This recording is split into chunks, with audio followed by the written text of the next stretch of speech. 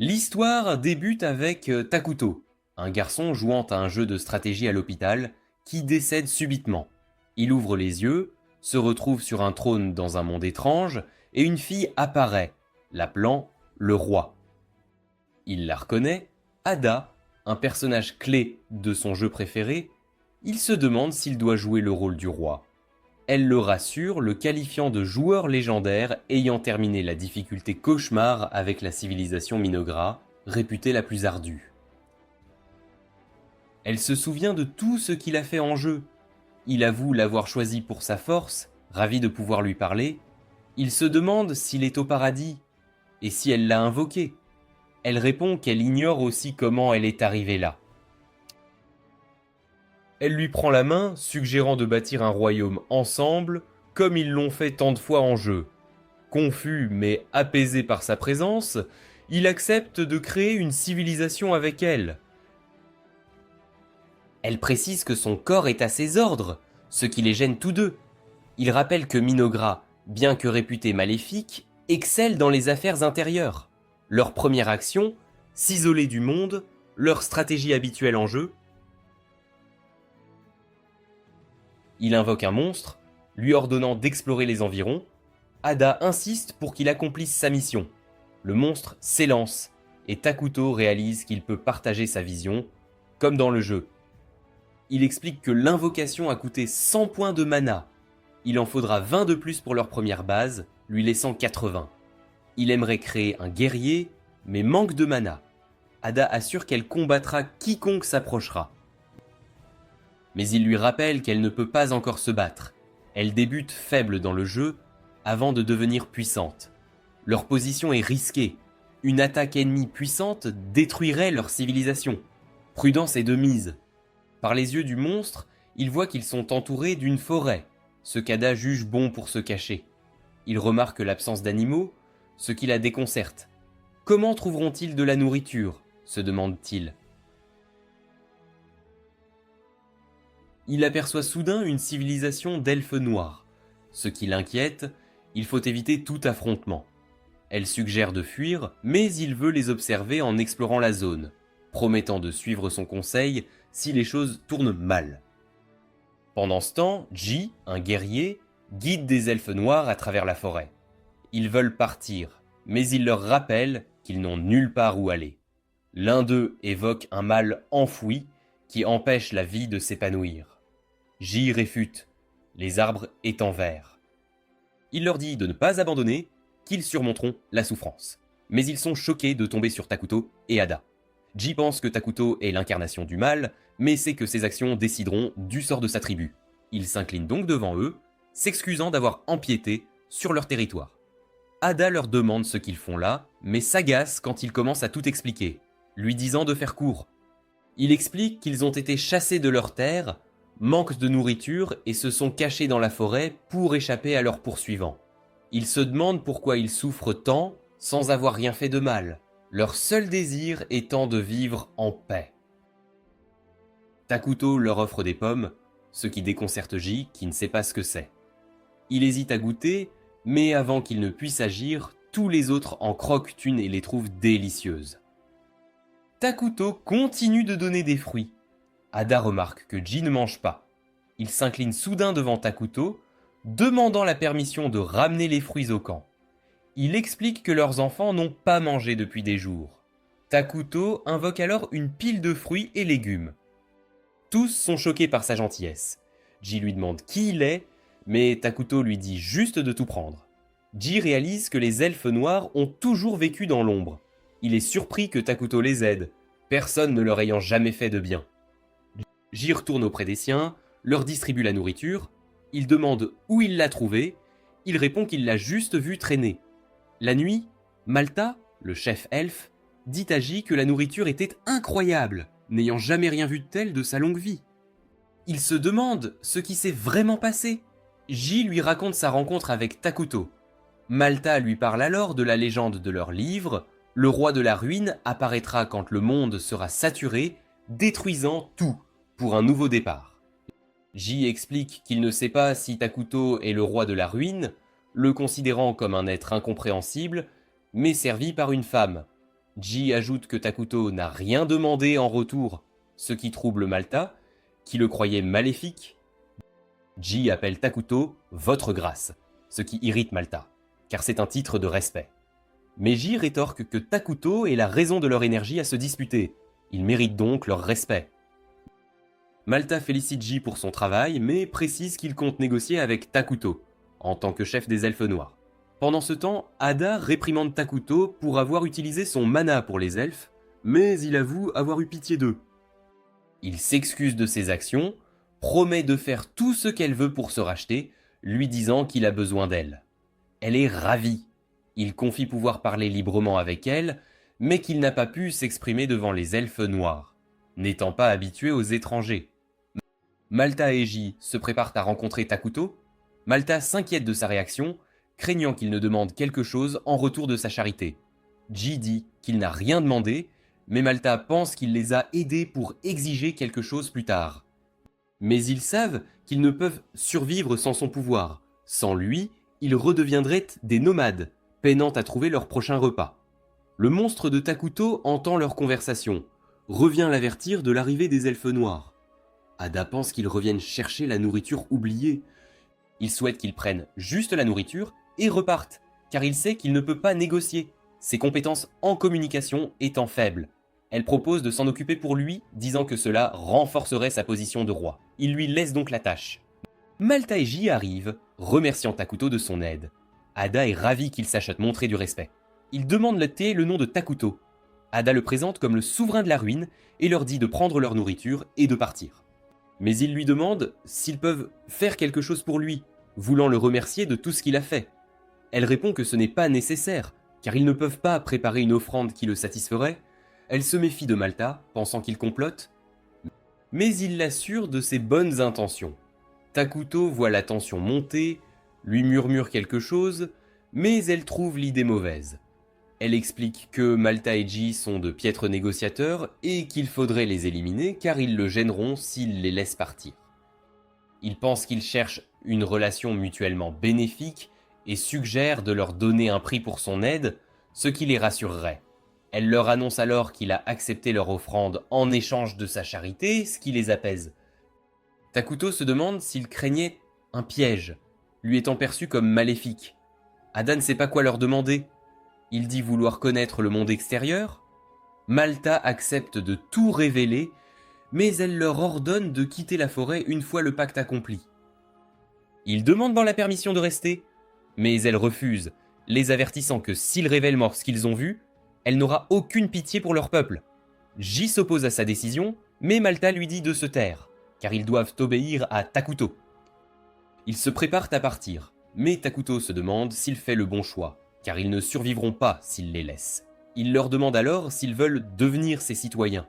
Ada est confuse. Il explique que les elfes noirs sont des êtres neutres, mais s'ils deviennent citoyens de Minogra, ils deviendront maléfiques. Elle rappelle que les principaux citoyens de Minogra sont les homoncules. Si les elfes noirs vivent avec eux, des conflits pourraient éclater. Mais il lui rappelle l'apparence des homoncules et lui demande si elle supporterait de vivre s'ils étaient les seuls citoyens. Elle réalise que non, leur vue nuirait à sa santé mentale. Elle annonce donc à Malta et Ji que Takuto veut qu'ils rejoignent sa nation. Malta se demande ce qui arrivera s'ils acceptent de devenir ses citoyens. Elle révèle qu'ils deviendront maléfiques, mais que ce sera plus amusant qu'ils ne l'imaginent. Ensuite, Takuto traverse la forêt. Ada mentionne que les elfes noirs ont mis du temps à se décider, mais il pense que n'importe qui réfléchirait s'ils devaient devenir maléfiques. Ils arrivent au camp des elfes noirs, tous s'inclinent devant Takuto, l'un d'eux s'évanouit juste en le regardant. Il s'assied sur le trône, annonçant officiellement la fondation de Minogra. Ada précise qu'il garantira le bonheur et la sécurité de tous. Ji se demande pourquoi il se sent normal, alors qu'Ada a dit qu'il deviendrait maléfique, mais soudain tous ressentent une rage au cœur, en se souvenant de ceux qui les ont blessés. Takuto leur demande s'ils vont bien, ce qui les fait pleurer, car personne ne s'est jamais soucié d'eux. Ensuite, Takuto regarde la carte du continent, choqué de voir qu'il y a déjà 2 nations. L'une est le Saint Royaume de Qualia, composé d'humains adorant le dieu Arlos, l'autre est la nation des elfes, adorateurs de la nature. Takuto et Ada sont effrayés, sachant qu'ils seraient détruits s'ils étaient découverts par ces nations, n'ayant pas la force militaire pour riposter. Ada ajoute qu'il manque de ressources naturelles. Takuto précise que les homoncules sont peu intelligents, mais les elfes noirs compenseront cette faiblesse en recherche. Malta et Ji arrivent avec une fille qui est nommée Emile. Ji note qu'elle est intelligente et connaît bien les autres nations. Ada leur dit qu'ils occuperont des postes administratifs importants à Minogra, expliquant que la décision vient de Takuto et ne peut être annulée. Malta est chargé des affaires de la nation, tandis que Ji est nommé chef guerrier. Il déclare qu'il éliminera tout le monde et exposera leurs cadavres, ce que Takuto trouve effrayant. Ji est confus par sa réaction.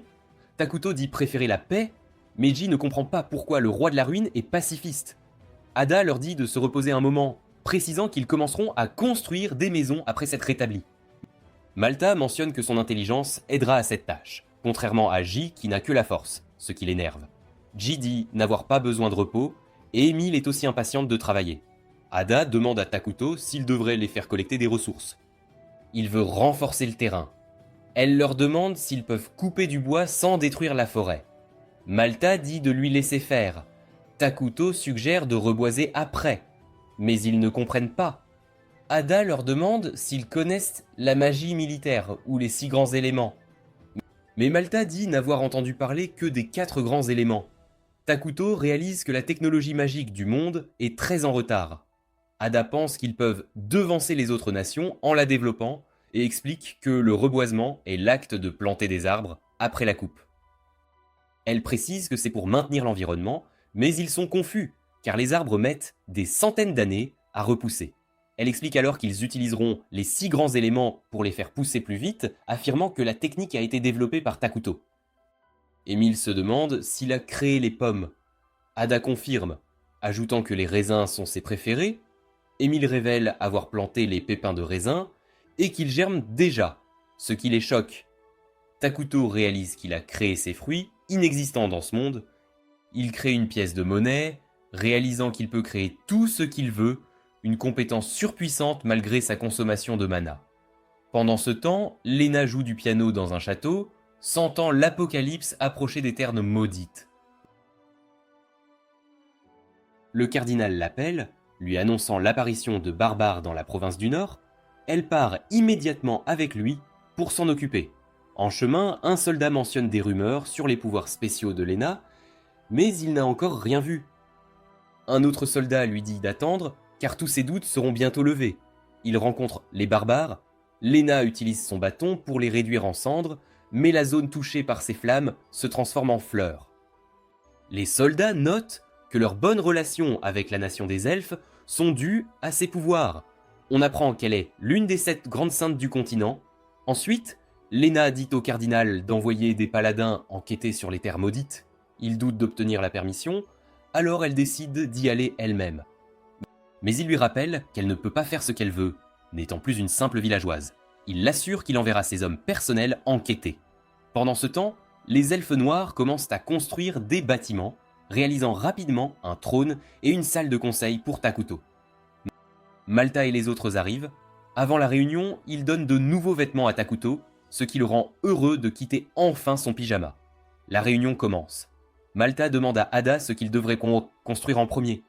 Elle répond « Un centre de production alimentaire, car on ne fait pas la guerre, le ventre vide. » Il se demande si Takuto ne peut pas créer une quantité infinie de nourriture avec son pouvoir, mais elle explique qu'il ne peut pas le faire éternellement, et qu'un problème de distribution se posera lorsqu'ils étendront leur territoire. Elle leur montre un arbre à chair, précisant qu'il produit de la chair humaine. Malta mentionne que la plupart des gens trouvent cela inacceptable. Elle lui dit qu'ils ne planteront ces arbres que pour démarrer la production. Elle note qu'ils ont aussi besoin d'un bâtiment pour stocker la nourriture. Emile décide de s'en charger, mais elle est effrayée par l'arbre parlant. Ensuite, ils doivent rechercher la technologie magique. Ada leur dit qu'ils étudieront les sorts militaires, révélant que la magie normale ne peut attaquer qu'une douzaine de personnes à la fois. Mais la magie militaire peut attaquer des armées entières et modifier les terrains pour un avantage stratégique, ce qui excite Takuto et Malta. Le dernier point à l'ordre du jour est la planification militaire. J'y pense qu'ils doivent d'abord organiser une armée. Mais Takuto lui dit que pour l'instant, ils n'y mettront pas trop d'efforts. Ji est déçu. Ada explique qu'entretenir une armée coûte des ressources, mais il pense que leurs soldats ne sont pas assez forts pour protéger Takuto. Malta révèle que J et lui sont recherchés, étant les chefs des elfes noirs. Takuto comprend qu'ils s'inquiètent voir de leurs poursuivants, alors ils décident de créer un héros, mais ils n'ont aucune idée de ce que c'est. Ada explique qu'il y a beaucoup de héros sous les ordres de Takuto, tous des monstres fous, mais dotés de capacités spéciales qui les rendent utiles. Elle sait qu'ils doivent remplir plusieurs conditions pour en invoquer un, mais elle pense qu'ils y parviendront bientôt. Takuto révèle qu'ils ont collecté du mana auprès de leurs citoyens et que leurs réserves nationales s'accumulent bien. Mais il note que la quantité collectée dépend du bonheur de chacun, il prévoit donc de les rendre aussi heureux que possible. Pendant ce temps, le paladin Lanus prie Dieu quand un autre paladin, Verdel, l'interrompt, disant qu'ils n'ont pas de temps à perdre. Il voit Lanus porter son alliance comme un charme protecteur et le prévient qu'il se moquera de lui s'il prononce les noms de sa femme et de sa fille en dormant. Il pense que Verdel est réputé mal élevé, mais ses compétences sont réelles. Il se demande pourquoi ils sont envoyés sur le continent sombre. Lanus lui dit que c'est à cause de la révélation de Lena. Il sait qu'ils seront très estimés s'ils réussissent, mais tout le monde le blâmera s'ils échouent, car il est le cadet. Verdel se demande pourquoi seuls 2 d'entre eux sont envoyés enquêter.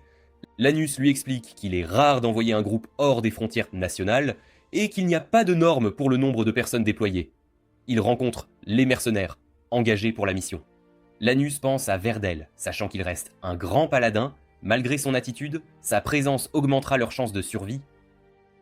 Pendant ce temps, Emile montre à Takuto et Ada leur progrès. Il réalise qu'elle est extrêmement capable. Elle lui dit qu'ils ont travaillé dur pour le remercier de tout ce qu'il a fait. Il lui dit qu'elle est incroyable, mais elles fond soudain en larmes. Une fois calmée, elles continuent de montrer leur travail à Takuto. Il est content qu'elle se soit remise, n'ayant jamais eu de fille pleurant sur lui. Elle leur explique que les arbres à chair sont presque prêts à être récoltés, grâce à l'équipement fourni, mais elle panique en entendant un des arbres parler. Émile les conduit à la source d'eau qu'ils ont trouvée, mais elle est choquée de la voir noire. Malta et J pensent qu'elle n'est pas potable, mais Ada la boit sans hésiter, leur disant qu'elle est sûre. Elle explique que c'est normal que leur eau noircisse, car les terres conquises deviennent des terrains maudits. Takuto leur dit de prendre une grande inspiration, ce qui leur donne l'impression de devenir plus forts. Il révèle que le terrain maudit offre des avantages aux êtres maléfiques, mais pénalise les personnes bonnes ou neutres. Le seul problème est qu'il sera plus facile pour les ennemis de les trouver une fois qu'il couvrira une grande zone. J propose à nouveau de former une armée, mais Ada les assure que leur héros suffira à gérer les ennemis. Ils n'ont toujours aucune idée de ce dont elle parle, alors elle décide de leur montrer ses pouvoirs. Des tentacules jaillissent soudainement de son corps, détruisant sans effort les arbres derrière elle, révélant qu'elle est aussi une héroïne. Takuto explique que les héros n'ont besoin d'aucune ressource et qu'ils deviennent plus forts avec le temps, même sans rien faire. Impressionnés par la puissance de Takuto, ils veulent lui construire un palais, mais ils ne trouvent pas ça nécessaire. Cependant, ils refusent qu'ils vivent avec eux, car cela les ferait se sentir coupables. Ada lui dit qu'un palais coûte une fortune, mais qu'il générera des ressources et augmentera le bonheur des citoyens, alors il accepte. Il veut un château flottant, une ville qui vole dans le ciel. Malta dit qu'il ne peut l'imaginer, mais Émile pense que c'est possible avec l'aide de Takuto. Pendant ce temps, Lonus et Verdel défont un groupe de monstres, ce qui fait croire aux mercenaires qu'ils n'ont plus à se battre. Mais Verdel leur dit que ce n'est que le début. En avançant, Verdel félicite Lonus d'avoir recruté tant de mercenaires, et Lonus pense avoir eu de la chance, car la plupart sont au nord. Verdel sait qu'ils sont allés là-bas pour s'occuper des barbares qui pilotent les villages. Lanus mentionne que Lena et l'armée sont déjà sur place, mais les barbares continuent de causer des problèmes. Un mercenaire nommé Bargo semble indifférent, mais Lanus lui dit d'arrêter de faire semblant que ça ne le concerne pas. Bargo pense que la situation ne les regarde pas du tout, et Verdel lui demande pourquoi il n'y va pas, vu qu'il pourrait gagner beaucoup d'argent. Mais il refuse, peu importe le salaire, car il a entendu qu'il y a une sorcière au nord. Verdel dit à tous d'arrêter de s'inquiéter, de rester sur leur garde, car ils vont vers le sud et n'ont aucune idée de ce qu'ils y trouveront. La nuit, dans un restaurant, Lanus interroge Bargo sur la sorcière. Il lui parle des rumeurs selon lesquelles tout ce qui se passe au nord est causé par une sorcière. Mais Lanus refuse de croire qu'une seule personne puisse causer tant de remue-ménage, et Verdel leur dit d'arrêter d'en parler. Il commande un autre verre, et Bargo pense qu'il boit trop. Mais Verdel note que, selon le livre sacré, ils peuvent se détendre quand il n'y a pas de travail. Lanus mentionne la clause et dit qu'il l'a mal comprise, car elle n'autorise pas à boire. Mais Verdel pense qu'ils ont juste une interprétation différente. Bargo se demande pourquoi 2 soldats sacrés se donnent tant de mal pour enquêter sur les terres maudites et leur demande si c'est lié à la sorcière. Verdel pense que leur mission concerne les elfes noirs. Et Bargo sait que s'ils sont laissés seuls, ils pourraient en devenir plus forts et les attaquer.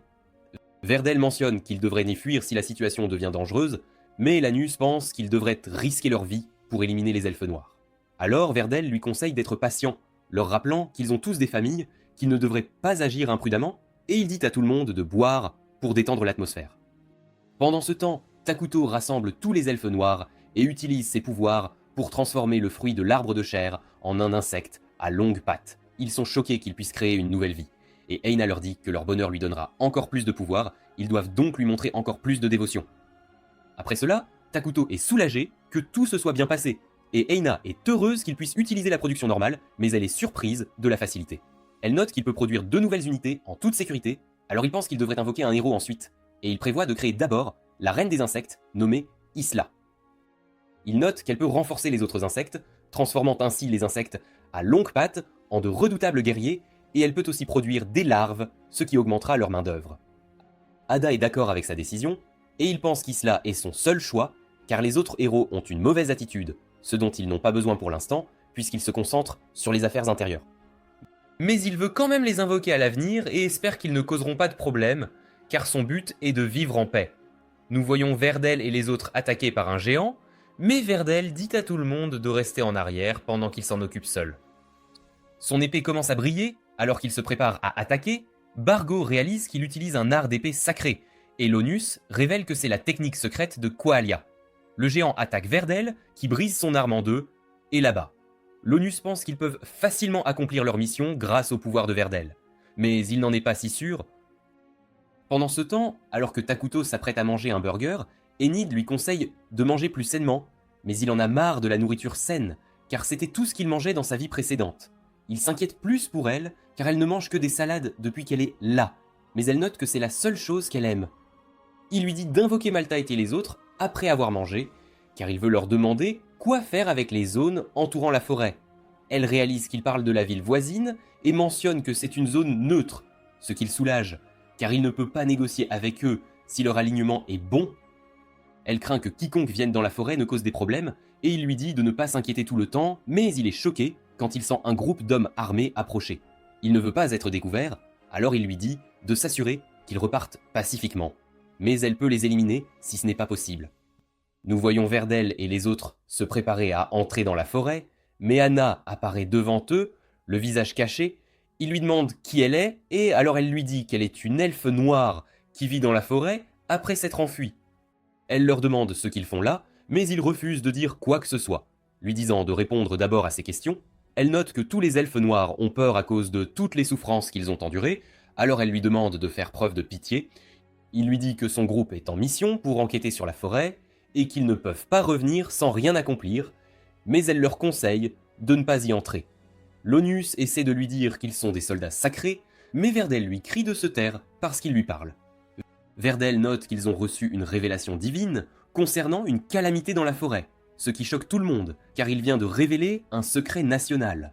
Lonus note qu'il rapportera Verdel à ses supérieurs après leur retour, mais il s'en fiche, et lui demande de les laisser jeter un coup d'œil.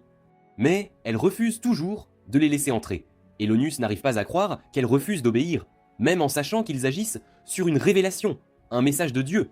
Ils sentent aussi une énergie maléfique d'Ada, ce qui lui fait réaliser que la révélation était correcte. Ils doivent donc fouiller la forêt. Ada leur assure qu'il n'y a pas de calamité dans la forêt, et jure sur son Dieu qu'elle dit la vérité, alors Verdel décide de battre en retraite, ce qui choque Lonus. Verdel est sur le point de partir, mais Lonus le déchoit de son autorité, disant qu'il ne peut faire confiance à un homme qui abandonne sa mission, et il décide de prendre le commandement. Il dit aux mercenaires d'entrer dans la forêt, et Verdel essaie de les arrêter. Mais Bargo note que c'est Lonus qui les a engagés. Ils doivent donc l'écouter. Ada essaie de les raisonner, mais il ordonne à ses hommes de la capturer, et elle réalise qu'elle n'a pas le choix. Alors elle en élimine la moitié avec ses tentacules. Verdel réalise qu'elle est une sorcière, alors il dit à Bargo de s'assurer que le coureur rentre chez lui, car ils doivent informer les autres de ce qui s'est passé. Mais Bargo note qu'Ada a déjà éliminé tous leurs messagers, et Verdel sait que se battre est leur seule option, alors il ordonne à ses hommes de lui tirer des flèches, mais elle les bloque tous avec ses tentacules, et est contente qu'ils ne se retiennent pas, leur disant que c'est la faute de l'Onus s'ils doivent se battre, puisqu'il n'a pas voulu partir. L'Onus se demande ce qu'est une sorcière, alors Verdel explique que c'est le monstre de la révélation, et note que le tumulte au nord a aussi été causé par une sorcière.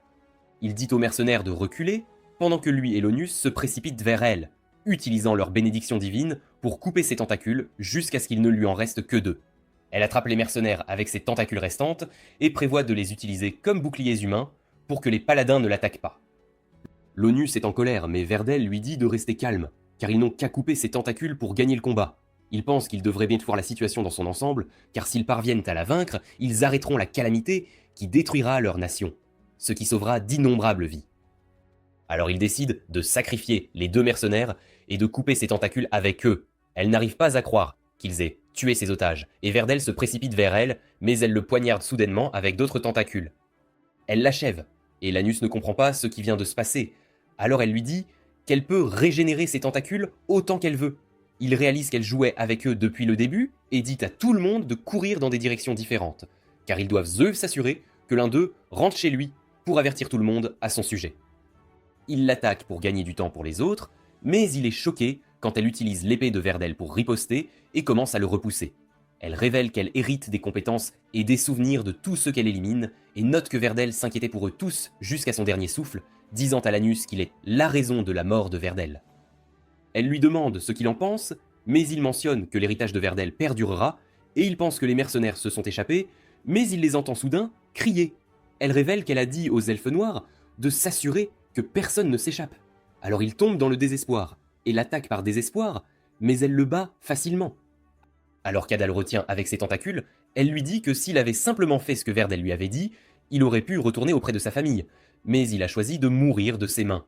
Elle note qu'après l'avoir éliminé, elle traquera sa famille et les torturera jusqu'à ce qu'il la supplie de mettre fin à leur vie. Après cela, elle s'occupera de tous les villages où il s'est arrêté en chemin, et quand ils lui demanderont pourquoi elle fait de telles choses, elle leur dira que c'est à cause de sa stupidité.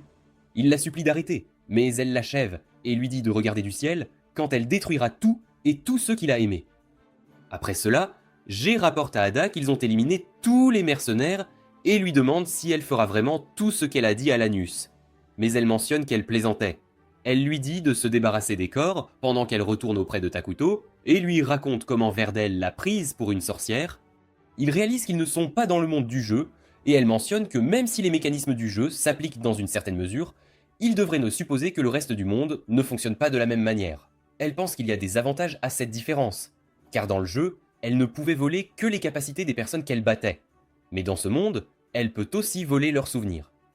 Takuto était content qu'elle ait ses nouveaux pouvoirs, ce qui leur a permis de découvrir que Kilea n'a pas de soldats à épargner, car il gère la perturbation du Nord. Elle pense qu'ils ne resteront pas inactifs après avoir vu leur groupe d'enquête anéanti, mais il n'a pas peur, car ils n'ont pas d'informations sur Minogra. Il s'inquiète davantage de la sorcière apparue au Nord, et demande à Ada si elle a des informations à son sujet.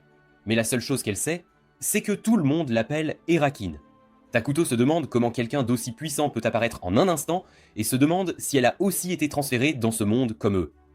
Eita pense qu'Erikin est aussi maléfique d'après ses actions, et se demande s'il devrait la contacter. Mais Takuto ne pense pas qu'ils s'entendront avec elle. Eita est triste, car ils ont beaucoup de problèmes à gérer, mais il pense que c'est une bénédiction que tout se passe loin d'eux, car cela leur donne le temps de régler leurs problèmes. Ils pensent qu'ils devraient invoquer un héros et changent d'avis concernant Isla, car ils ont besoin de quelqu'un avec une grande puissance de combat pour faire face à des menaces comme Hariken. Ils envisagent de former une alliance avec une autre nation, car ils se sont fait un ennemi de Kelia, et ils ne savent pas comment Hariken réagira à leur égard. Il veut travailler avec la nation à l'Est, car ils sont neutres, il pourrait donc accepter sa proposition. Elle pense avoir gâché son humeur en allant trop loin avec les paladins, mais elle réalise qu'il s'en fiche et il lui assure qu'il ne sera jamais offensé par ses actions. Les elfes noirs finissent donc de construire le palais, et Ada note qu'ils ont encore des problèmes, mais elle pense qu'ils sont bien partis. Elle parle à Takuto de ses projets pour leur avenir, mais elle réalise qu'il n'a pas d'assistant. Alors elle lui demande quel genre de personne il veut à ses côtés, Alors il mentionne qu'il veut quelqu'un avec qui il est facile de parler, car il est socialement maladroit, et ne peut même pas parler aux elfes noirs. Il note qu'il veut être un roi plus amical, alors elle lui dit de ne pas s'inquiéter, car elle a un plan, mais il sait que rien de bon n'arrive quand elle est enthousiaste. Ada invoque Ji et les autres, et elle ordonne à Malta de rassembler les jeunes filles pour Takuto, car elle pense qu'elles peuvent l'aider à développer ses compétences sociales. Malta se demande pourquoi elle lui donne cet ordre, alors elle explique que Takuto a besoin d'un assistant, et qu'ils ont décidé de choisir des enfants, car ils ne font pas partie de la main-d'œuvre. Mais Ji se demande pourquoi ils ne veulent pas d'enfants mâles, alors Takuto explique qu'il veut former des leaders féminines, en donnant aux filles une chance d'étudier pour leur avenir. Malta et les autres le félicitent pour sa façon de penser, mais il est content que ces sujets l'aient cru, car il venait juste d'inventer une excuse bidon. Eita leur ordonne d'amener les filles, et Takuto pense qu'il peut enfin guérir ses mauvaises compétences en communication. Mais les filles pleurent immédiatement en le voyant, alors il tombe dans le désespoir, et Eina demande à Malta s'il y a des enfants qui peuvent rester aux côtés de Takuto sans pleurer. Alors Malta lui parle d'une paire de jumelles, plus sages que les autres, mais il ne les a pas amenées là, car elles ont des problèmes. Elle demande à Malta de les emmener au palais, car elle veut les rencontrer, et il semble être contre. Mais G révèle qu'il les a déjà amenées. L'une des jumelles la salue et se présente comme Karia, et sa sœur comme Maria. Ada note qu'elles semblent avoir un passé sombre, et demande à Karia à propos de ses cicatrices, alors elle révèle qu'elle les a eues à cause d'une maladie. Malta explique qu'elle s'est remise de la peste, mais cela lui a laissé des cicatrices sur le corps. Ada demande à propos de Maria, alors elle révèle qu'elle a mangé sa mère. Ada se demande ce qu'elle veut dire, alors Malta révèle que leur mère s'est sacrifiée pour sauver tout le monde, et Takuto réalise qu'elles l'ont mangée, car elles étaient sur le point de mourir de faim. Maria s'approche soudainement de lui, lui disant qu'il a l'air pâle, et elle note qu'elle est prête à prendre soin de lui, alors il l'accepte comme son assistante. Ada n'arrive pas à croire qu'il lui parle, et Karia mentionne qu'elle doit rester avec sa sœur, alors elle décide de la rejoindre comme assistante. Après cela, Malta dit à Takuto que les jumelles n'ont pas pleuré depuis qu'elles ont perdu leur mère, et il pense que leurs cœurs sont fermés, alors il dit à Takuto d'être prévenant en veillant sur elles. Les jumelles commencent à travailler comme assistantes de Takuto, Maria est sur le point de lui donner sa boisson, mais elle la renverse accidentellement sur lui, il lui dit que ce n'est rien, et Karia l'essuie avec sa serviette. Mais Ada les rejoint soudainement, et leur dit qu'ils doivent assister à une réunion importante. Tout le monde se rassemble pour parler de leurs affaires intérieures, et Emile rapporte qu'ils ont encore beaucoup de ressources pour la construction, alors elle pense qu'ils devraient construire une nouvelle installation. Takuto dit à Ei qu'il veut procéder à la construction dont ils ont discuté la dernière fois, alors elle ordonne à Emile de commencer à construire une clinique, car il note que cela garantira la santé et la sécurité de leurs citoyens. Emile révèle qu'elle est aussi en charge de leurs ressources, et note que Takuto a donné à chacun les objets nécessaires à leur vie quotidienne. Mais elle sait que cela coûte beaucoup de mana pour les créer. Ada pense qu'il devrait s'en tenir à l'utilisation de ses pouvoirs pour l'instant, mais note qu'ils doivent augmenter la production de mana, alors elle veut parler des progrès de leurs recherches. Malta révèle qu'ils ont terminé leurs recherches sur la magie militaire, et qu'il est le seul à pouvoir l'utiliser pour l'instant, mais il entraîne ses subordonnés pour qu'ils puissent aussi l'utiliser. Il pense que lancer des sorts avec le mana ruiné fourni par le palais sera crucial pour leur avenir, mais il explique qu'ils n'ont pas besoin de l'utiliser grâce aux politiques de Takuto. Eita est d'accord avec lui, mais lui dit de poursuivre ces 6 éléments majeurs dans l'arbre magique, car c'est un sujet de recherche important. G rapporte que 5 insectes à longues pattes ont été ajoutés à leur force, et qu'ils explorent la zone, mais ils ne peuvent pas quitter la forêt, car ils ne pourront pas rester cachés s'ils sortent à découvert. Ada lui dit de faire patrouiller les insectes à la lisière de la forêt, et note qu'elle n'a pas besoin d'eux pour défendre la nation, lui rappelant qu'elle a pu vaincre les paladins seuls. Takuto parle à tout le monde de son plan d'invoquer Isla, et Malta note qu'ils ont déjà assez de bois et de rations sur le site rituel, alors Takuto pense qu'il ne reste plus que le mana.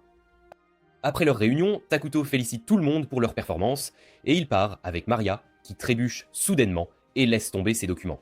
Karia l'aide à les ramasser, mais ils déchirent accidentellement un document, et Takuto leur dit que ce n'est rien. Maria lui demande s'il est une mauvaise personne, alors il explique qu'il est maléfique, mais elle se demande pourquoi il ne les tue pas. Il est confus en entendant cela, alors Karia explique que sa sœur veut savoir pourquoi il leur montre de la pitié, et il leur dit que c'est parce qu'elles prennent soin de lui. Maria est en colère qu'il soit si gentil avec elle, car il est censé être maléfique, mais il explique que les bonnes personnes n'ont le droit de faire que ce qui est juste, et les jumelles pensent que les mauvaises personnes ne peuvent faire que ce qui est mal. Mais il explique qu'ils ont le droit de tout faire, car ils sont si égoïstes qu'ils ne se soucient pas de ce que pensent les autres, ils sont donc libres de faire ce qu'ils veulent. Il note que c'est normal pour lui d'être gentil avec les jumelles, même s'il est une mauvaise personne, et il sait qu'elles ont fait des erreurs exprès, parce qu'elles veulent qu'il les tue. Elles admettent vouloir mourir, mais ne peuvent se suicider, car elles ont peur de la mort, et ils réalisent qu'elles ne peuvent se pardonner d'avoir mangé leur mère. Il leur dit qu'elles sont toujours en vie grâce au sacrifice de leur mère, et il leur demande ce qu'elle leur a dit avant de mourir, alors elles se souviennent qu'elles voulaient qu'elles continuent à vivre. Elles se demandent quoi faire, car elles ne peuvent pas surmonter ce qui s'est passé, alors il leur dit de vivre leur vie comme elles l'entendent, pour que leur mère soit fière d'elles. Il leur dit qu'elles sont libres de faire ce qu'elles veulent, elles n'ont donc pas besoin de cacher leurs émotions, et elles pleurent, toutes les deux, alors qu'il les serre dans ses bras. Après cela, Aina se rend compte que les jeunes filles sont endormies. Alors elle suggère à Takuto de discuter dehors, car elle détient des informations cruciales sur la nation située à l'est. Elle lui révèle qu'il s'agit de Forndon, un pays peuplé d'humains et d'hommes bêtes, mais qu'il possède une cité reculée, Dragonton, administrée par des chamans que l'on nomme les gardiens du bâton. Elle souligne qu'une mine de veine draconique, capable de générer une quantité considérable de mana, se trouve dans la ville, et elle insiste auprès de Takuto sur la nécessité absolue de la sécuriser. Elle précise également que Dragontan est en état d'alerte maximale, car des hordes de barbares les assaillent sans relâche, et qu'ils ne peuvent malheureusement pas recevoir de renfort de leur lointaine patrie, étant donné la distance qui les sépare. De leur venir en aide, car c'est une opportunité unique d'accroître leur population, et par la même occasion, ces hommes commencent à paniquer, sécuriser cette précieuse alors elle leur intime de retrouver leur décision d'envoyer des diplomates. Aina, de son côté, ordonne à ses compagnons de se tenir prêts, tandis qu'elle s'apprête à faire la démonstration de ses leur nature maléfique. Mais voilà qu'un autre gardien du bâton, nommé Pépé, Ada les conduit vers Takuto, la salue, mais Pépé ne cesse de bavarder. Et Tanaka s'empresse alors de s'excuser pour son attitude. Elle renonce alors à utiliser ses capacités. Elle confie qu'elle a été contrainte de laisser ses hommes derrière elle, car le miasme ambiant est bien trop violent la manière dont il se comporte. Elle se sent particulièrement nerveuse, ne sachant absolument pas ce qui l'attend après cette rencontre avec Takuto. Ils parviennent enfin à la salle du trône, où Eita la présente officiellement à Takuto. Elle constate alors qu'il a une apparence plutôt intimidante, et elle se dit qu'elle est probablement dans de beaux draps à cause d'une décision qu'elle a prise par le passé. Un flashback nous transporte dans le temps. Nous voyons Pépé terrasser un géant, puis il annonce à tous qu'ils sont désormais hors de danger, car il est enfin arrivé pour les sauver. Les soldats le couvrent d'éloges, mais le géant, contre toute attente, se relève brusquement et s'apprête à l'écraser. C'est alors que Tanaka déploie sa magie de la nature pour le maîtriser, permettant aux soldats de l'achever sans difficulté. Elle réprimande sévèrement Pépé pour son imprudence manifeste, qu'il est le plus jeune des gardiens désinvolture et qu'elle souhaite vivement Mamie, qu'il se comporte comme un véritable leader et lui ordonne d'arrêter de la traiter comme une vieille femme, mais elle demeure profondément préoccupée par son 240 ans. Elle fait remarquer qu'ils sont sur le point de se rendre dans les terres maudites, et Tanaka se remémore qu'elle a délibérément désobéi une enquête approfondie qui lui avait, à son avis, pourtant enjoint, ils sont irrémédiablement condamnés si les barbares. Elle est persuadée qu'il se retrouvera en difficulté à cause de son acte. Mais voilà, cependant, Takuto accepte volontiers Pépé comme son ami. Spontanéité déconcertante. Et Aina le félicite chaleureusement qu'il souhaite avoir ardemment devenir son ami. Sa toute première Tanaka, prise de panique, ce qui laisse Tanaka supplie alors complètement déconcerté de bien vouloir lui pardonner son impolitesse. Tous partagent un grand festin. Que leur nation produit les boissons les plus exquises du monde entier. Une boisson à Tanaka. Lui aussi apprécie grandement le jus qu'on lui a servi et ne peut tout simplement pas croire. Il se met à converser avec tout le monde, tentant même d'impressionner Malta avec ses tours de magie, mais ce dernier, visiblement, ne semble pas y prêter la moindre attention. Takuto trouve les aptitudes sociales de Pépé absolument remarquables, car il semble s'intégrer avec une facilité déconcertante auprès de chacun. Takuto se demande alors comment il devrait se comporter, lui qui n'a en fait jamais tous les d'amis auparavant, ce qui le rend soudainement mal à l'aise. Ferait mieux d'adopter une attitude amicale de jouer avec lui, et il parvient même à battre Takuto, ne le qui pour sa part fait remarquer que c'est la toute première fois qu'il joue finalement à partager leur partie de jeu avec lui, et il réussit à le vaincre lors d'une partie de jeu de société. Cependant, Pépé déclare qu'il s'amuse beaucoup, ajoutant qu'il est ravi d'être venu à Minogra. Il propose alors de commercialiser ce jeu de société auprès des habitants de son propre pays, car il est convaincu qu'ils l'apprécieront énormément. Takuto, de son côté, suite à cela, accepte sans hésiter sa proposition sur les raisons de leur venue à Minogra. Le désir d'établir des relations commerciales était en proie avec les autres nations. Violentes attaques de la part de barbares. Tanaka précise que les barbares Aina, quant à elle, ont attaqué en véritable situation et qu'elle a donc pris la décision de s'y rendre avec ses peuplades et vite, afin de mener une enquête à grande cité. Cependant, Takuto estime que leur nation est en grand péril, car elle manque cruellement de puissance militaire. Tanaka, très nerveuse, mais Pépé fait remarquer que leur pays sera inévitablement détruit s'ils ne parviennent pas à trouver une solution pour contrer les barbares. Tanaka s'empresse alors d'expliquer que les barbares Ada intervient pour expliquer que Minogra ne causera aucun tort à Thorndon, car bien qu'étant une nation maléfique, elle aspire profondément à la paix. Elle souligne également qu'ils se retrouveront en grand danger si Dragonton venait à tomber. Takuto déclare qu'ils viendront en aide à Thorndon, car après tout, ils sont désormais amis.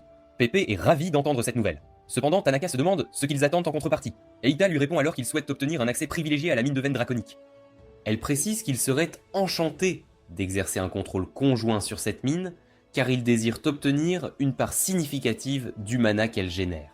De plus, elle ajoute Tanaka fait remarquer également qu'une technologie de pointe est indispensable pour convertir le mana en différents éléments sera converti. Et elle est particulièrement impressionnée de constater que Minogra est déjà capable de réaliser une telle prouesse. Elle ajoute qu'il possède un excellent jugement des personnes et lui demande s'il devrait collaborer avec Minogra. Néanmoins, il répond alors l'avenir de leur ami et il décide ainsi de sceller une alliance. Amené tient une réunion avec ses hauts fonctionnaires en tant que représentant des gardiens du bateau. Des échanges commerciaux avec Thorndon, qui leur fournit des produits métalliques et diverses fournitures en échange de leurs jouets. Ada souligne que leur plus grand avantage réside dans le fait qu'ils ont désormais un accès direct à la mine de veine draconique. Takuto était particulièrement satisfait que Pépé ne leur ait pas menti, car cela a grandement fluidifié leurs négociations. Karia se demande alors quel genre de pays est réellement Thorndon, et comme personne ne peut répondre à sa question, Malta suggère qu'il est impératif d'en apprendre davantage à leur sujet. Ada estime qu'il ne devrait pas y mener une enquête approfondie sur eux, mais elle fait remarquer que la capitale de Thorndon est très éloignée, ce qui impliquera un temps considérable pour les étudier. Takuto décide de reporter cette tâche, jugeant qu'il est préférable d'aider Dragonton en premier lieu. Cependant, Malta souligne qu'il leur faudra une raison officielle et formelle pour se rendre dans une autre nation. Takuto estime qu'il serait judicieux d'envoyer des émissaires pour présenter leur respect avant de dépêcher une délégation officielle. Malta se porte alors volontaire pour cette toutes les personnes présentes à cette réunion sont bien trop importantes pour une simple démonstration de respect. nations Il réalise le cependant que les considéreraient jumeaux seraient parfaitement adaptés à ce rôle, comme un et ces derniers représentant promettent de faire de leur mieux. officiel Mais de Takuto juge Minogra, la mission trop dangereuse, ce qui et pourrait Ada décide de compliquer se les rendre choses. à leur place. Malta lui rappelle toutefois qu'elle ne peut absolument pas y aller, car elle est la confidente la plus précieuse et la plus fiable du roi. Les jumeaux expriment leur désir ardent d'être utiles à Takuto et affirment qu'ils sont tout à fait prêts à prendre ce risque. Il leur accorde donc la permission d'entreprendre cette mission. Émile, quant à elle, après la réunion, qu'il n'est pas prudent visiblement contrarié de partir sans garde du corps, selon elle, Takuto la rassure trop facilement de ne pas s'inquiéter, car il a déjà un plan bien établi, avec une pointe d'amertume, de l'abandonner pour qu'il puisse tranquillement bâtir son harem. Il lui prend soudainement la main, mais les jumeaux lui confient l'interpelle n'aurait jamais pu arriver aussi loin sans exprimer ses véritables indéfectibles. Il remercie alors sincèrement trouver le sourire, tout ce qu'elle a car il a absolument besoin d'elle à ses côtés. Il lui assure qu'elle est suite la seule conduit les jumeaux à la clinique, où il a l'intention de les présenter à leur garde du corps, elle est révélant ainsi qu'il a spécialement mis sur pied s'imaginant déjà qu'il est sur le point de la demander la connaissance des hommes qui assureront leur sécurité, et tous se montrent particulièrement enthousiastes à l'idée de travailler avec les jumeaux, tandis que Takuto affirme qu'ils sont parfaitement adaptés à cette mission. Il leur révèle qu'il s'agit en fait de médecins particulièrement doués à la fois pour la guérison et le combat. Cependant, Karia perçoit instinctivement que quelque chose cloche chez eux. Aina leur explique que leur mission consiste à protéger les jumeaux tout en observant attentivement la culture et l'état actuel de Dragonton. Les médecins acceptent la mission avec enthousiasme, car ils aspirent à se comporter comme de simples humains normaux. N'est pas du tout enthousiasmé à l'idée de travailler avec eux, car ils lui semblent être de véritables excentriques.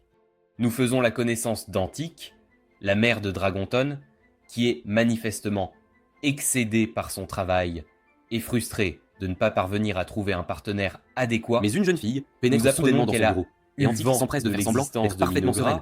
La jeune fille refuse annonce catégoriquement la collaborer, mais précise qu'elles n'ont pas de rendez-vous. Les considérant leur donne alors de les renvoyer foncièrement maléfique, car elle n'a absolument aucune intention de gaspiller son précieux temps avec eux.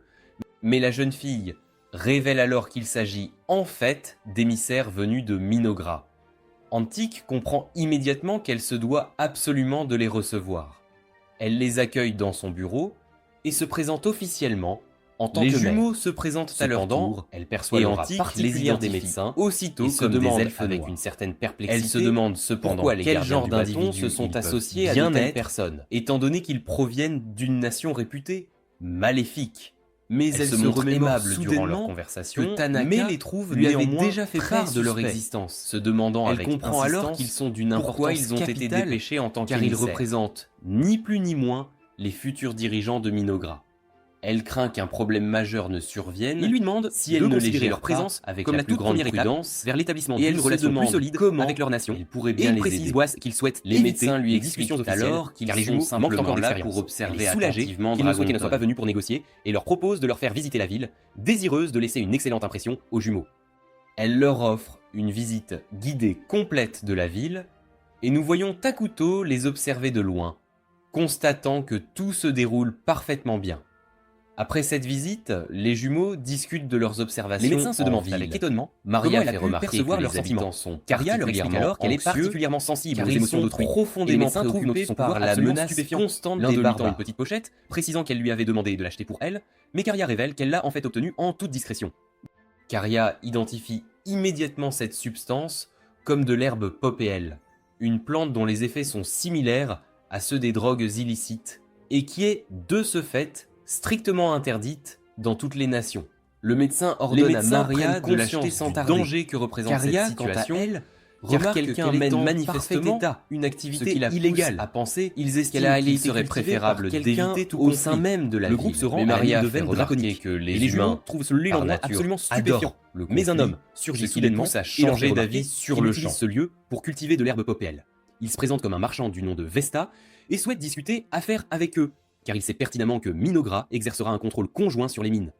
Il les invite à cultiver l'herbe popéelle en sa compagnie et promet de partager ses bénéfices avec Minogra s'ils acceptent sa proposition. Il leur dit de venir le voir la nuit s'ils souhaitent discuter des détails plus en profondeur. Il est convaincu qu'ils le comprendront, étant donné qu'ils proviennent d'une nation maléfique, et il fait remarquer qu'Antique est une personne difficile à gérer. Il espère donc sincèrement que Takuto sera disposé à collaborer avec lui. Le lendemain, les jumeaux retournent auprès d'Antique, qui est ravi d'avoir pu établir une relation cordiale avec eux, mais Vesta les rejoint soudainement, ce qui la pousse à se demander ce qu'il fait bien là. Il demande aux jumeaux de répondre à sa proposition, et fait remarquer qu'ils ne sont pas venus le voir la nuit précédente. Il s'est donc déplacé en personne pour obtenir leur réponse. Antique craint qu'ils n'acceptent son offre, mais Caria lui assure qu'ils ne collaboreront jamais avec lui, expliquant qu'ils ne se sont pas présentés la veille, car ils n'étaient absolument pas intéressés. Elle demande à Antique s'ils peuvent de se charger de lui. Antique leur donne alors le feu vert, précisant que son groupe sème le chaos dans la ville depuis un certain temps, et qu'il est grand temps qu'ils soient punis pour leurs méfaits.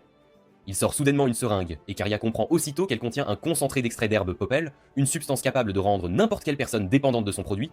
Elle le met en garde. Minogra deviendra son ennemi juré s'il ose les attaquer. Mais Vesta s'en moque éperdument, persuadé que Takuto obéira à toutes ses volontés une fois qu'il les aura transformés en véritables toxicomanes. Il ose affirmer que Takuto est un pervers, ce qui met Caria dans une colère noire. Ses hommes chargent alors, mais ils sont instantanément et brutalement vaincus. Nous passons à Takuto, qui fait remarquer que les médecins se révèlent être d'une utilité incroyable.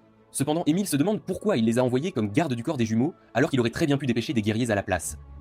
Ada explique alors qu'ils aiment les humains, mais que leur véritable spécialité réside à la fois dans l'art de les tuer et de les soigner. Nous découvrons qu'ils sont en réalité des mangeurs de cerveau. Nous revenons à Vesta, qui réalise avec horreur Vesta que les s'imagine que mangeurs les jumeaux de cerveau le comprendront, ont étant donné qu'ils massacré sont eux tous aussi ces maléfiques. hommes. Mais Caria lui fait remarquer Antique, qu'ils ne lui en pardonneront voyant ce qui jamais se d'avoir passe, osé insulter leur roi. est prise de Elle précise panique. que Takuto lui a Mais enseigné que les Maria êtres la maléfiques sont rassure libres en lui d'agir disant comme de bon ne semble, pas avoir et elle peur. ordonne alors aux mangeurs de cerveau de l'achever. Ceux-ci le déchirent aussitôt en 1000 morceaux. Ils revêtent sa peau, et Maria leur assure qu'ils ressemblent désormais à de véritables humains. Mais Antique est terrifié par leur présence. Caria s'excuse alors pour le désordre qu'ils ont causé et propose de la dédommager intégralement. Les mangeurs de cerveau envisagent tous les de suriner préjudices dessus, car ils ne veulent pas qu'elle endure cette honte Antique toute lui seule. répond que ce Mais n'est Caria pas les repousse d'un coup grave, de pied, mais et elle Antique se les trouve demande finalement avec amusants. une certaine Les jumeaux retournent stupéfaction auprès de Takuto, pourquoi mais Ada le réprimande jumeaux sévèrement ne pour les sont avoir laissés absolument agir à pas leur guise, paniqués, car elle sait et elle pertinemment se mouille qu'il aurait pu les empêcher soudainement. d'assassiner ces criminels grâce à sa télépathie. Elle réprimande également les mangeurs de cerveau pour avoir écorché Vesta devant Antique, mais ces derniers sont ravis d'avoir récupéré sa peau, car cela leur donne une apparence plus humaine. Takuto estime qu'ils exercent une mauvaise influence sur les jumeaux. Par la suite, Cependant, les hauts Aina fait fonctionnaires remarquer tiennent une que ce réunion sont les concernant jumeaux Dragonton. eux-mêmes Ils prennent qui ont connaissance ordonné du aux rapport des mangeurs jumeaux de cerveau et de réalisent tuer que la cité Vesta. manque Et cruellement elle de leur ressources enjoint pour à maintenir l'ordre. tous Le de rapport indique également réfléchir que des gobelins, sérieusement à des leurs orques et des actes. géants de grêle ont attaqué la ville, apparaissant d'abord en groupe, mais leurs effectifs ne cessent d'augmenter de manière constante. Malta estime que les défenseurs sont à bout de force, car ils ne parviennent plus à détecter l'approche des ennemis.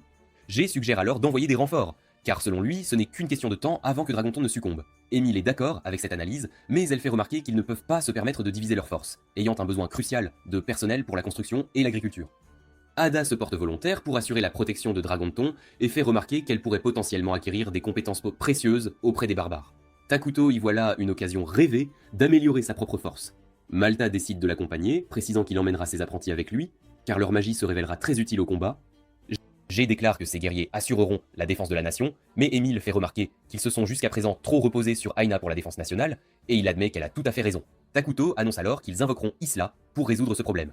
Tous sont impressionnés qu'il les ait incités à se concentrer sur la production, leur permettant ainsi de l'invoquer maintenant qu'ils en ont réellement besoin. Ada lui demande s'il approuve leur stratégie, il répond alors qu'elle est absolument parfaite et les encourage à poursuivre leurs efforts. Tout le monde se prépare à invoquer Isla. Takuto est soulagé qu'il dispose enfin des ressources nécessaires pour y parvenir, mais il est néanmoins préoccupé par la possibilité que quelque chose tourne mal, car ils n'ont jamais invoqué de héros auparavant. Ada promet de le protéger si jamais Isla venait à se rebeller contre lui, mais il lui enjoint de ne surtout pas sacrifier sa vie, car il ne pourrait pas la ressusciter s'il la perdait. Il entame alors le rituel d'invocation, ce qui provoque la chute d'un orbe sombre depuis le ciel. Celui-ci se transforme ensuite en un œuf qui éclot, donnant naissance à Isla. Elle reconnaît Takuto comme son roi légitime et se présente alors comme la souveraine incontestée des insectes. Nous apprenons que suite à son invocation, les insectes du monde entier ont vu leur puissance considérablement accrue. Il lui demande si elle se souvient encore de lui. Elle lui répond qu'elle ne l'oubliera jamais, car il est le seul à avoir été capable de révéler et de libérer la totalité de son pouvoir. Elle lui demande de bien vouloir lui exposer la situation. Il l'invite alors au palais, où il lui relate en détail tout ce qui s'est produit. Il confie qu'il y a si encore beaucoup de choses qu'il ne saisit pas pleinement et qu'il est reconnaissant qu'Ada l'ait aidé à progresser jusqu'à ce point, mais elle lui répond qu'elle, de son côté, n'aurait absolument pas survécu sans son aide. Isla promet de protéger la nation en tant que héroïne de la défense, tandis qu'Ada s'occupera des barbares à Dragonton. Cependant, elle confie que Takuto lui manquera énormément durant son absence. Il lui répond qu'elle lui manquera également, mais qu'elle est la seule personne à qui il peut confier une telle tâche. Tous deux sont attristés à l'idée d'être séparés pendant la durée de sa mission. Ada part en compagnie de Malta, tandis qu'Isla déclare qu'il est grand temps de se mettre au travail, et elle promet de faire de son mieux pour que Takuto puisse profiter pleinement du jeu. Isla observe Takuto, assis sur son trône, mais elle n'arrive pas à croire qu'il puisse dormir en plein jour. Les jumeaux lui expliquent alors qu'il dort systématiquement jusqu'à midi. Elle lui rappelle avec insistance qu'il est le dirigeant de Minogra, et qu'il se doit donc de se lever tôt le matin afin d'améliorer son image publique. Karia fait remarquer Isla qu'Isla lui demande si elle peut très emprunter les différente jumeaux, d'Ada, car elle a besoin d'eux elle pour lui faire découvrir le les laisse lieux. simplement la agir permission à de la sa compagnie. guise, Après sans leur jamais départ, le contredire. Émile lui demande d'approuver la nouvelle répartition des tâches. Cependant, Takuto n'est pas du tout habitué à gérer les affaires avec les gens sans la présence d'Ada. Émile lui demande alors si sa proposition présente un quelconque problème, mais il lui assure que tout est parfaitement en ordre et lui indique de réduire les effectifs alloués à la collecte. Étant donné qu'ils ont déjà procédé à l'invocation d'Isla, il prend conscience qu'il est difficile de converser seul avec les gens, mais G s'approche soudainement de lui et lui demande d'approuver le plan d'entraînement de leurs guerriers. Les jumeaux font visiter à Isla leurs principales installations, mais ils aperçoivent Émile courir partout, l'air affolé. Isla lui demande alors si tout va bien. Elle explique que G a brisé leur équipement d'entraînement et fait remarquer qu'il lui complique la tâche pour rassembler le budget nécessaire, confiant à Isla qu'elle peine à accomplir toutes ses responsabilités. Mais Isla lui tapote la tête et lui dit de se détendre, lui assurant qu'elle réprimandera G plus tard, et elle promet d'aider Émile dans ses diverses tâches. Nous observons les guerriers s'entraîner ensemble, mais G leur lance qu'ils ne s'appliquent pas suffisamment et brise toutes leurs épées. Il leur explique qu'ils ne pourront jamais protéger la nation s'ils restent aussi négligents. Mais Isla s'approche soudainement de lui et lui ordonne de refaire l'inventaire complet de son stock d'équipement. Il s'excuse d'avoir brisé les épées et explique qu'il s'est simplement laissé emporter par l'ardeur de son entraînement. Mais elle lui rétorque qu'il doit absolument apprendre à garder son sang-froid. Les jumeaux lui annoncent qu'il est l'heure de manger et ils la conduisent alors à la salle à manger où les elfes lui remettent la vaisselle spécialement réservée aux émissaires en visite. Mais elle décide de manger avec les autres, voulant partager les sentiments et la vision du peuple.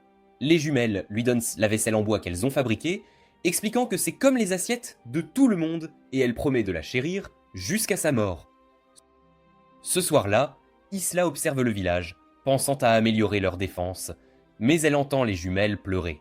Elle leur demande ce qui ne va pas, et elles expliquent qu'elles ne peuvent dormir, car elles rêvent de leur mère. Elles expliquent ne pas pouvoir passer à autre chose, se souvenant de la chaleur et du réconfort d'être avec elle, mais disent à Isla de ne pas s'inquiéter, ça n'arrive pas souvent.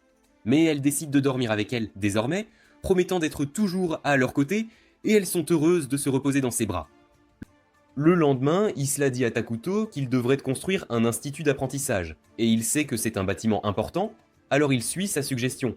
Il note qu'ils construiront ensuite des roseaux vivants pour améliorer leur défense, expliquant qu'il n'y a pas besoin de se presser car ils ne sont pas encore en guerre.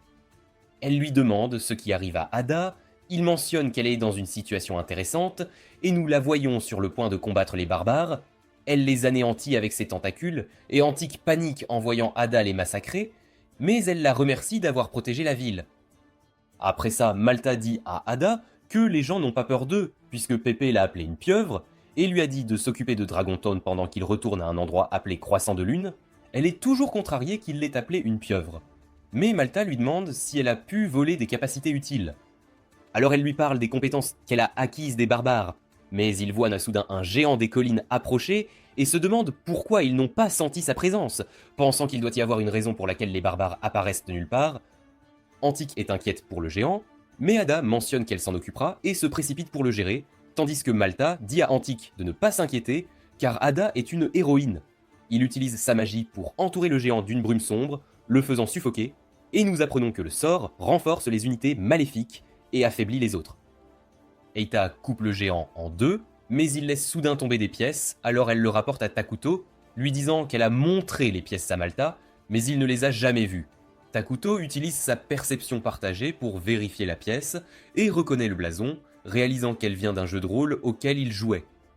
Une armée de barbares apparaît, et il voit deux généraux les diriger, alors il réalise qu'ils combattent l'armée du seigneur démon d'un autre jeu.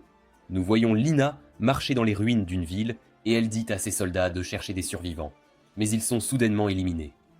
Erikino apparaît devant elle, et lui dit qu'elles ne se sont pas vues depuis longtemps, tandis que Lina lui demande comment elle est encore en vie, ayant déjà été vaincue 17 fois.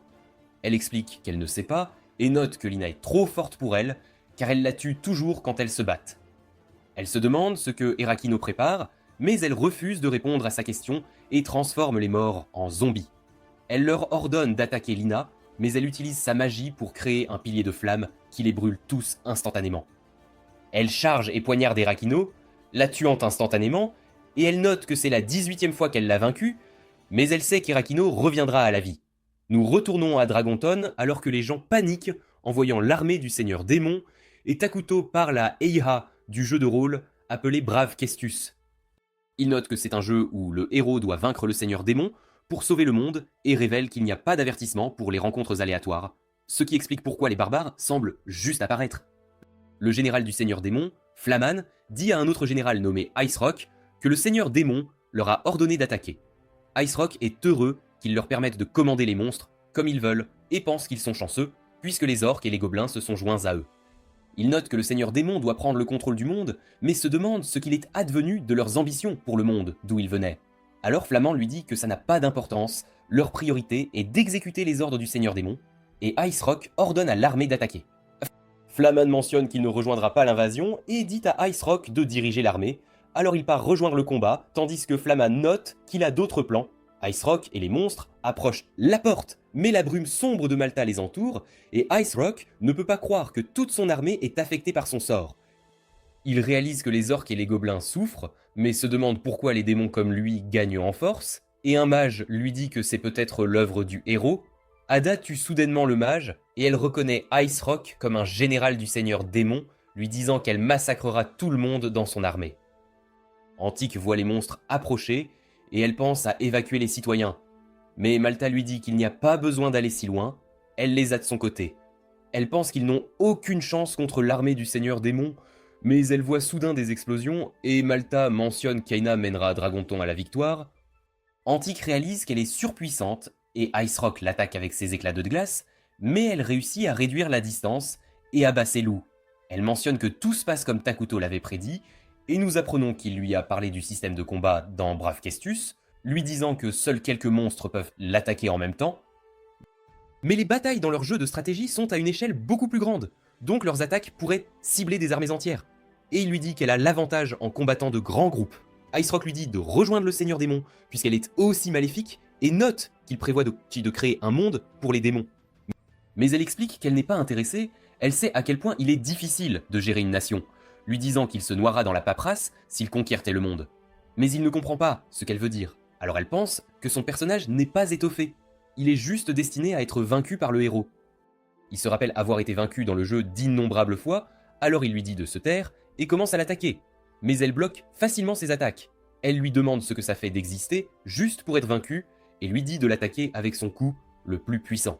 Alors il déchaîne sa pleine puissance et utilise sa compétence appelée décapitation glaciaire. Elle pense que ça ne la touchera jamais. Mais elle réalise qu'elle ne peut pas bouger, et il réussit à lui couper l'épaule. Mais il réalise qu'elle est toujours en vie, et elle le poignarde avec ses tentacules pour l'achever. Mais elle ne peut pas croire qu'il ait pu la toucher. Sa blessure se régénère instantanément, mais elle se plaint de son coup ultime, car il était impossible de l'éviter. Mais elle réalise qu'elle a pu la prendre, et elle pense que c'est surpuissant, car ça touche sa cible à coup sûr. Elle rapporte son succès à Takuto, mais elle réalise soudain qu'il y a des ennemis à Minogra, et nous voyons Flaman et ses hommes rassemblés à l'extérieur de la forêt. Un elfe informe Takuto des envahisseurs, mais il révèle qu'il les connaît déjà, car il a le pouvoir de savoir tout ce qui se passe dans son domaine. Isla dit à l'elfe de retourner à son poste, car ils se sont déjà préparés pour l'invasion, et les jumelles se demandent si tout ira bien. Alors elle leur dit de ne pas s'inquiéter, elle est là pour les protéger, mais elle se demande si le Seigneur Démon est un joueur comme Takuto. Mais il pense que ça n'a pas d'importance, lui disant d'écraser les ennemis avec toute sa puissance, et il note qu'il est temps de lancer leur contre-attaque. Il mentionne qu'Isla est leur héroïne de défense, et qu'elle travaillera avec les guerriers elfes et les mangeurs de cerveau pour protéger Minogra. Ils ont aussi ces larves de leur côté, destinées au travail, mais elle note qu'elles peuvent combattre, sa présence les rend plus fortes. Emile dit à Takuto qu'elle a évacué les civils, et il promet de les rejoindre plus tard, tandis que J lui dit qu'il a déjà une estimation approximative du nombre d'envahisseurs. Il rapporte que plus de 1000 ennemis sont entrés dans les terres maudites, et qu'il y a des créatures qu'il n'a jamais vues auparavant. Alors, Takuto lui dit de défendre la zone autour de leur capitale, pendant qu'il s'occupe des monstres, et il réalise que ce sera une dure bataille. Mais il révèle qu'il a déjà un plan, et il donne les réserves de mana de Minogra à Isla pour qu'il puisse augmenter son niveau au maximum. Son corps déborde d'énergie alors qu'il lui dit d'acquérir les compétences nécessaires pour vaincre les envahisseurs, et elle est heureuse qu'il lui fasse confiance pour tout pendant cette crise. Il pense qu'elle est maintenant assez forte pour vaincre un général du Seigneur Démon, et lui dit de lui montrer ce qu'elle peut faire, alors elle promet d'être à la hauteur de ses attentes. Il lui dit de faire attention aux attaques avec des mécaniques de RPG, et les jumelles sont inquiètes pour elle. Mais elle promet de revenir après avoir vaincu les envahisseurs. Nous voyons les envahisseurs dans la forêt se demander pourquoi ils ont dû se séparer d'Ice Rock, et l'un d'eux pense que leur opération n'a pas la permission du Seigneur Démon. Il croit que Flaman prévoit de trahir le Seigneur Démon, et il voit Mzo soudain, un éclaireur, mais il se demande pourquoi il a l'air étrange, et des larves commencent à sortir de son corps. Elles attaquent les envahisseurs qui luttent pour se défendre, alors ils pensent à battre en retraite, mais Isla apparaît au-dessus d'eux, et les abat facilement. Flaman apparaît derrière elle, et se présente comme l'un des 4 généraux du Seigneur Démon, alors elle lui dit que son camarade a été tué à Dragonton. Mais il s'en fiche, et note qu'il n'est pas surpris, car Ice Rock était le plus faible des 4 généraux. Il pense qu'il est assez fort pour vaincre Takuto, et lui dit de ne pas le sous-estimer, alors qu'il déchaîne ses pouvoirs et se prépare à l'affronter. Nous voyons Takuto dans sa chambre, où il analyse la situation, et il pense qu'Isla est plus forte que Flaman, ce n'est donc qu'une question de temps avant qu'elle ne le vainque. Il sait que les larves combattent aussi pour protéger leur terre, tandis que G et ses guerriers sont stationnés autour de la capitale, et les mangeurs de cerveau sont toujours en attente. Takuto pense que tout va bien, mais les jumelles remarquent qu'il est agité, car il sent que quelque chose ne va pas. Nous retournons à Isla, alors qu'elle esquive les attaques de Flaman, et elle essaie de le couper, alors il s'éloigne en sautant. Mais ces larves tombent soudainement pour couvrir son corps, alors il les brûle toutes. Il mentionne qu'elle n'est pas la seule à avoir des pions, et il invoque des monstres à ses côtés, alors qu'elle note que sa compétence est de la triche, car elle lui permet de créer des sbires sans coup. Ces sbires chargent, alors elle plante sa larve dans le sol, et elle tue les monstres en un instant. Il les brûle avant qu'elle ne puisse l'atteindre et esquive les attaques d'Isla, lui disant qu'elle ne peut pas faire confiance à Takuto, car il lui cache quelque chose. Mais elle ne croit pas à Flamin qui charge avec son poing ardent, mais elle bloque facilement son attaque. Il mentionne qu'il la déteste, car elle a le choix de rester loyale à son roi, et il lui demande ce que ça fait d'être à sa place. Alors elle explique que ça la rend heureuse, elle aime servir son maître, et elle lui demande ce que ça fait d'être contrôlée par le Seigneur Démon. Alors il note que c'est terrible, mais il pense qu'il sera enfin libre après avoir tué tout le monde à Minogra, et il crée un pilier de feu géant qu'il utilise pour l'attaquer. Il réussit à la toucher, alors il pense que le combat est terminé, mais il réalise qu'elle s'est protégée avec un cocon. Elle se demande si c'est tout ce qu'il peut faire, alors il continue de l'attaquer, mais elle est capable d'esquiver tout, et il manque de mana. Elle réussit à le couper, et se prépare à l'achever, lui disant qu'il a pris Minogra trop à la légère, il réalise qu'il n'était qu'une marionnette du seigneur démon, mais il décide de jouer son rôle jusqu'à la fin, et elle coupe son corps en morceaux. Takuto lui dit qu'elle a fait un excellent travail, alors elle réalise qu'il a regardé le combat et lui dit qu'elle a pu monter de niveau en battant Flamin. Mais il y a soudain une erreur de communication, et elle se demande ce que les jumelles font là. Alors elles expliquent qu'elles n'en ont aucune idée, elles étaient avec Takuto il y a un instant. Elle pense qu'elles sont en danger, alors elle ordonne à sa larve de les protéger, mais nous voyons Flaman, avec un sourire sur son visage. La larve a soudainement peur et s'enfuit. Alors Isla appelle les mangeurs de cerveau à l'aide, mais ils ne répondent pas. Isla s'envole avec les filles elle-même, mais après avoir volé un moment, elle se retrouve de nouveau près du corps de Flaman.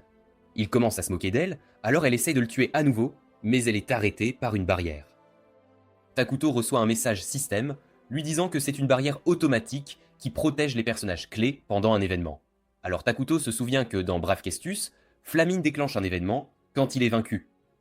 Les jumelles s'inquiètent, alors Isla promet de les protéger, mais il y a soudain une étrange puissance qui commence à la contrôler. Elle se demande ce qui se passe, alors Flamin note que c'est un événement scripté, et les filles commencent, soudainement, à marcher vers lui. Elles ne peuvent pas contrôler leur corps, et Isla n'arrive pas à les arrêter, alors que Flaman lui dit qu'elle ne peut rien faire. Elle fait de son mieux pour se libérer de la puissance, mais c'est inutile, alors Flaman note qu'aucune d'elles n'a de volonté propre. Il pense qu'elles sont toutes des pièces dans un jeu, et il maudit le seigneur démon pour avoir menti sur sa libération. Il refuse de mourir sans signification, et il se prépare à se faire exploser, provoquant une explosion massive. Dans un flashback, nous voyons Karia montrer à sa sœur un nouvel endroit qu'elle a trouvé pour regarder le royaume. Alors que la lune brille, tout commence à luire et Maria trouve ça magnifique. Elle se souvient que Takuto lui a dit que ça représente l'amour, alors elle décide de le partager avec Isla à la prochaine pleine lune. Nous voyons qu'elles ont survécu à l'explosion et elles réalisent qu'Isla les a protégées. Elles appellent Takuto à l'aide, mais leur communication est toujours bloquée. Isla sait qu'il ne lui reste plus beaucoup de temps, et elle se demande s'il y a quelque chose qu'elles peuvent faire, se blâmant d'être trop faibles, mais elle leur dit qu'elles n'ont rien fait de mal.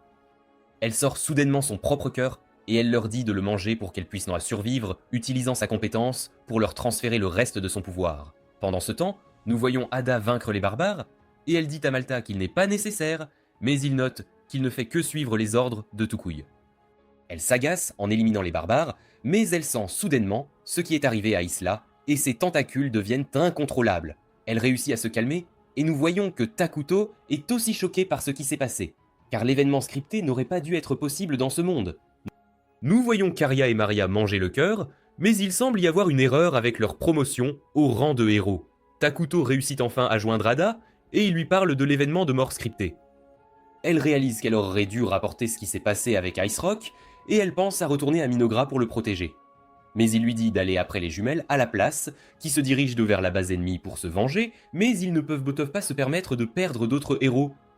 Elle s'inquiète pour sa sécurité contre les mécaniques de RPG, pensant que sa sécurité est plus importante, mais il lui ordonne toujours d'aller après les filles.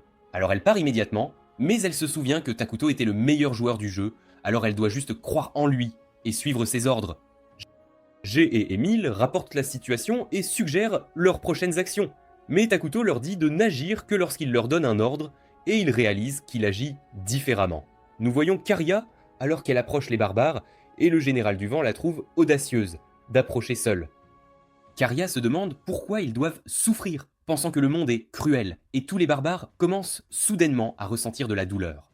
Le général du vent se demande ce qu'elle leur fait, et elle la frappe avec son vent maudit. Mais ça n'a aucun effet contre la protection divine de Karia.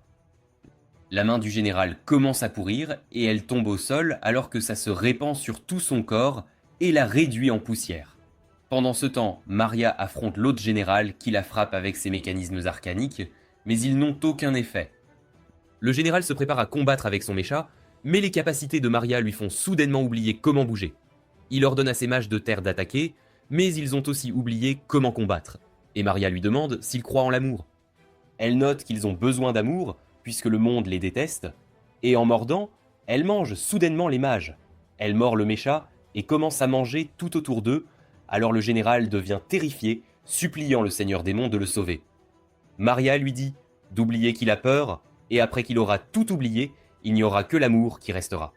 Mais le système émet un nouveau message, selon lequel les sœurs sont devenues une menace, car leur haine va détruire le monde.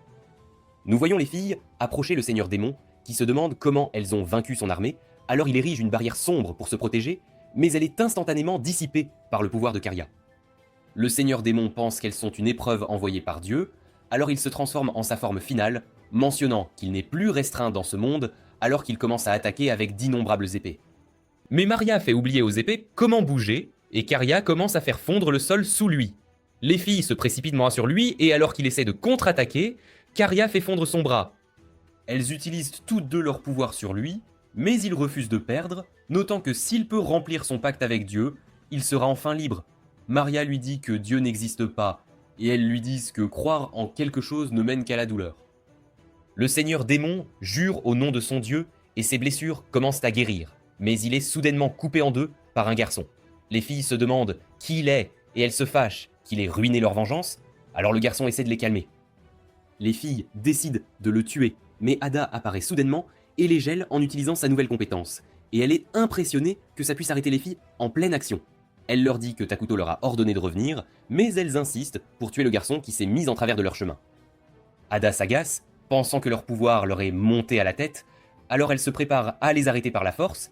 Les filles mentionnent que Dakota leur a dit qu'elles pouvaient faire ce qu'elles voulaient, mais elles se souviennent aussi qu'il leur a dit de se comporter de manière à ce que leur mère soit fière d'elles, alors elles pensent à Isla et elles reprennent leurs esprits. Les filles s'excusent auprès d'Ada et le garçon en profite pour s'enfuir. Ada semble avoir une idée de qui il est, mais elle décide de le laisser, pensant qu'elles ne peuvent pas s'occuper de lui pour le moment. Takuto reçoit un rapport d'Ada et il est content que tout soit fini, mais il réalise qu'il a été négligent, pensant qu'il doit être plus prudent avec les mécaniques d'autres jeux. Nous voyons le garçon après qu'il se soit échappé et il blâme son dieu de lui avoir dit de sauver les jumelles. Il est rejoint par son serviteur qui lui dit que Dieu s'est excusé pour ce qui s'est passé, mais il est toujours agacé. Un géant apparaît derrière lui, mais il l'abat instantanément, alors que nous apprenons qu'il a aussi été réincarné dans ce monde, et ils partent pour sauver le monde. Pendant ce temps, nous voyons Lina affronter Erakino pour la 19e fois, et elle est déterminée à découvrir son secret. Nous apprenons qu'elle a essayé de tuer Erakino de toutes sortes de façons, même en scellant sa magie, mais elle revient à la vie à chaque fois. Erakino est convaincu qu'elle finira par gagner, et on voit un dé qui tombe sur 100. Erakino n'en revient pas d'avoir fait un coup critique, et elle pense être enfin devenue la plus forte après avoir modifié sa fiche de personnage 19 fois. Elle loue les dieux des dés, et il semble que sa prochaine cible soit Monogra. Pendant ce temps, Takuto repense à la façon dont ils ont perdu Isla à cause de son arrogance, et alors qu'il est frustré, il finit par défoncer le plancher de sa maison. Il est surpris par sa force, alors il la teste à nouveau sur un arbre massif. Il réalise qu'il ne contrôle pas seulement des choses dans un jeu, car il est aussi une unité dans ce monde, et il n'arrive pas à croire qu'il ne l'ait jamais réalisé. Après ça, ils ont une réunion pour discuter de ce qui s'est passé, et Aida pense qu'ils doivent punir les jumeaux. Mais Takuto leur dit qu'ils n'ont rien fait de mal. Il s'excuse pour sa propre négligence, ce qui les choque tous, et il promet de ramener Isla à la vie. Eita pense que ce n'est pas possible dans leur situation, mais Takuto lui rappelle la condition de victoire d'ascension de son jeu, où leur civilisation s'élève vers un plan supérieur, et ils pourront tout restaurer. Ada pense que la condition de victoire est trop difficile à atteindre, et que tout le monde se retournera contre eux quand ils réaliseront ce qu'ils essaient de faire. Mais Takuto pense qu'ils peuvent simplement tuer quiconque se met en travers de leur chemin, alors qu'il révèle sa dernière avancée technologique, et il leur dit qu'ils pourront conquérir le monde s'ils suivent simplement ses ordres. Après ça, Takuto pense que les armes modernes ne suffiront pas à elles seules, il doit donc gérer ses unités avec soin. Il décide de vérifier où en est tout le monde, et il voit que tous les elfes noirs sont rassemblés en un seul endroit, alors il décide d'aller voir. Ils rendent tous hommage à Isla. Mais les jumeaux notent que ce n'est pas une tombe, puisque Takuto a dit qu'il la ressusciterait, mais Malta et les autres ne sont pas sûrs de pouvoir suivre ses plans. Les jumeaux leur disent qu'ils agissent comme des enfants, puisqu'ils ont si facilement peur, et ils réalisent qu'ils ont raison. G n'arrive pas à croire que les filles n'aient aucune hésitation, alors il jure aussi de suivre Takuto jusqu'au bout, et tous les elfes décident de lui faire confiance. Après ça, Takuto se rend au sanctuaire d'Isla, et en regardant vers le bas, il réalise qu'il était sur le point de faire une erreur dans la stratégie qu'il avait choisie, puisque c'est grâce à tout le monde qu'il pouvait avoir une nation comme celle-ci. Le lendemain, Eina pense qu'elle n'a pas pu faire changer d'avis Takuto, mais elle décide d'être loyale et de le suivre quand même. Mais quand elle va le voir, elle trouve les jumeaux en train de le réconforter, alors qu'il s'excuse de s'être emporté et d'avoir effrayé tout le monde. Il lui demande ce qu'il voulait vraiment dire, alors il leur dit qu'il ne laissera plus souffrir personne qui lui fait confiance et qu'ils travailleront ensemble pour atteindre la victoire d'Ascension. Ils promettent tous de rester à ses côtés et de l'aider, et il est déterminé à montrer ce qu'il peut faire en tant que joueur numéro 1. Mais c'est ici que cette vidéo se termine. N'oubliez pas de liker et de vous abonner à la chaîne. Merci d'avoir regardé, et je vous dis à la prochaine.